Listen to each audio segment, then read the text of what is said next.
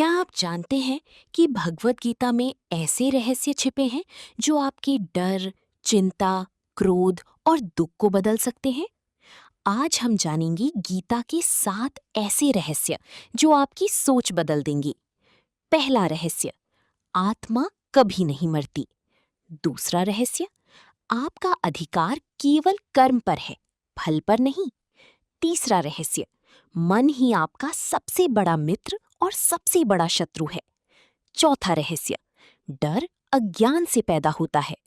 पांचवा रहस्य, क्रोध बुद्धि को नष्ट कर देता है। छठा रहस्य, असफलता अंत नहीं, सीखने का अवसर है। सातवां रहस्य, सच्ची शांति बाहर नहीं, भीतर मिलती है। इन 7 रहस्यों में से आपको कौन सा सबसे अधिक प्रेरित करता है? कमेंट में जय श्री कृष्ण लिखकर बताइए। और ऐसे ही गीता ज्ञान के लिए चैनल को सब्सक्राइब करना ना भूलें। अगर आपको ये वीडियो पसंद आ रही है तो लाइक बटन जरूर दबाएं और चैनल को सब्सक्राइब करना ना भूलें।